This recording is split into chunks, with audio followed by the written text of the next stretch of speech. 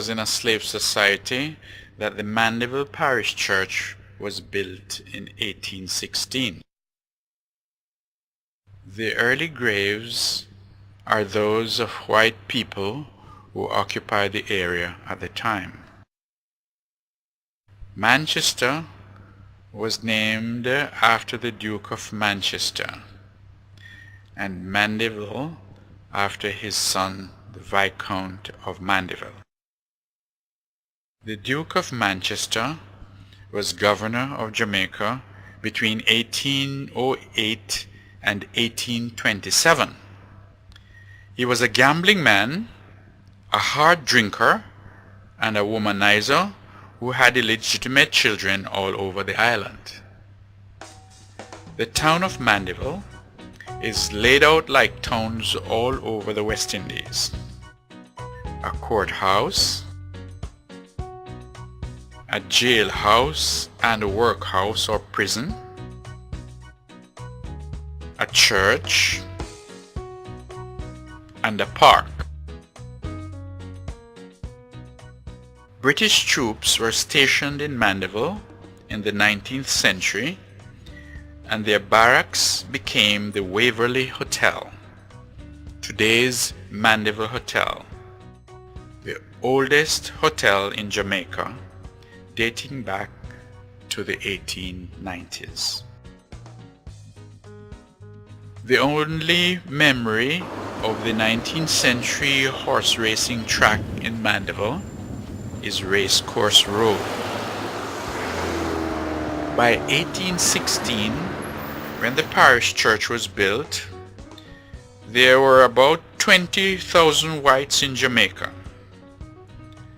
The Manchester Club was all white and one of the oldest country clubs in the Americas.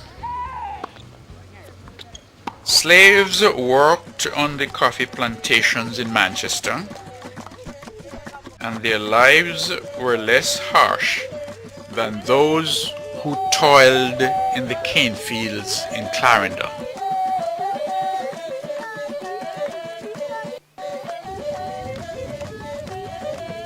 The coffee factory in Williamsfield, a few miles down the road from Mandeville, hints of a bygone age when in these parts coffee was the prince in the hills and sugar was king in the plains.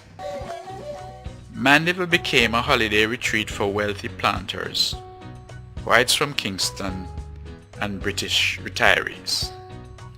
The expatriate whites established dairy farming and produced oranges and pimento in the area.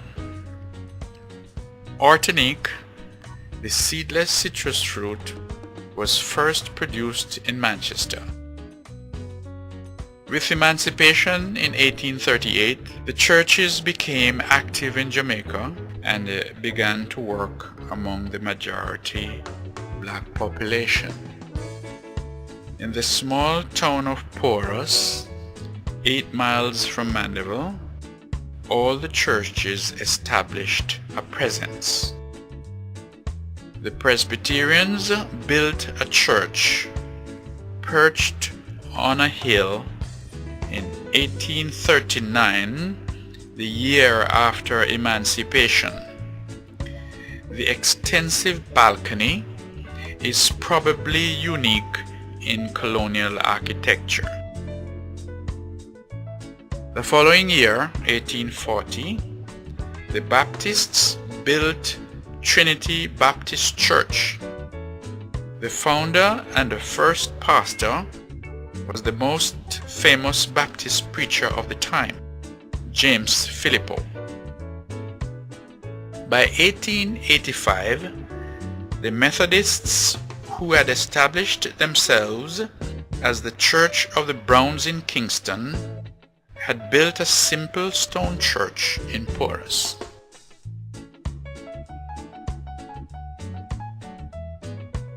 The pastor of the church in the 1890s was Harvey Swithenbank, a white missionary who had married Ellie Shearer, a near-white Jamaican from Hanover. Their daughter, Edna, though born in England, was to become a famous Jamaican, a sculptor, and the wife and mother of Jamaican prime ministers Norman and Michael Manley. Norman Washington Manley was born in 1893 and was christened on September 17 by the Reverend Harvey Swithenbank at the Porous Methodist Church. He was called Washington because he was born on July 4, American Independence Day. Norman Manley's mother, Margaret Shearer, the sister of Edna's mother, Ellie, had married Thomas Manley of Porous. Young Norman grew up as a child of privilege. His father, Thomas, was the son of an English traveling salesman who fathered, like the Duke of Manchester, several children in Jamaica. Thomas Manley became a prosperous businessman exporting agricultural produce to the United States. Norman was born at Roxborough, about 4 miles up the road from Royal Flat near Williamsfield. Roxborough consisted of 383 acres, and Thomas owned about 1,000 acres of land in Manchester and Clarendon, and a share in 2,000 acres at Belmont in St. Catherine. The house at Roxborough had 4 well-furnished bedrooms, the master room having an Arabian bedstead and marble-top dressing table. The dining room sported silver dinner and breakfast sets, electroplated dish covers, and an ice cooler.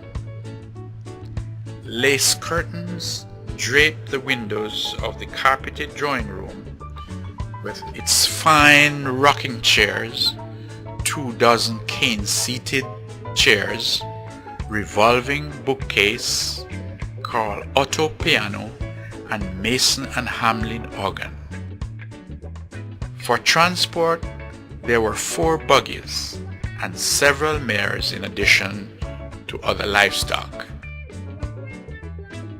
The pimento barbecues are still visible, and so is the magnificent view of the tableland.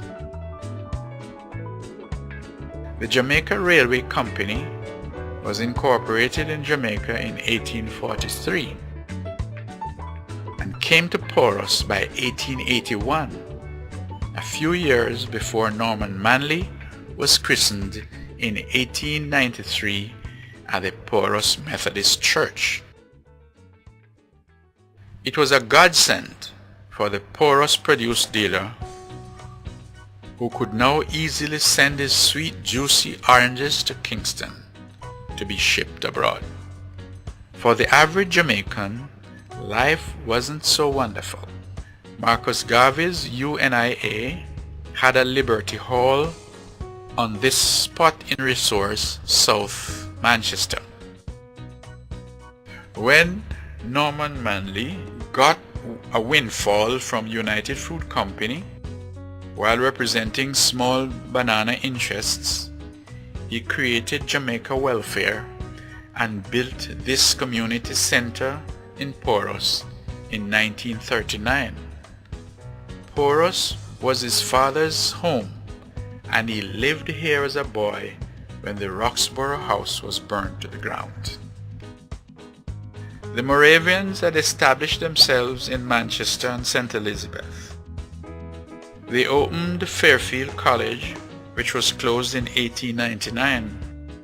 What became Bethlehem Moravian College began in 1861 and reopened in 1889 at Malvern, St. Elizabeth. This building was the old Bethlehem practicing school until the late 1960s. The Moravians started the first public elementary school in Jamaica at Lititz, and by 1903 had 12% of the school population in Jamaica.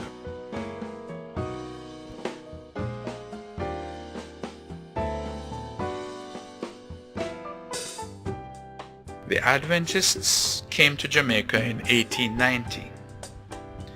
By 1919, they had established West Indian Training College in Cedar Grove near Mandeville.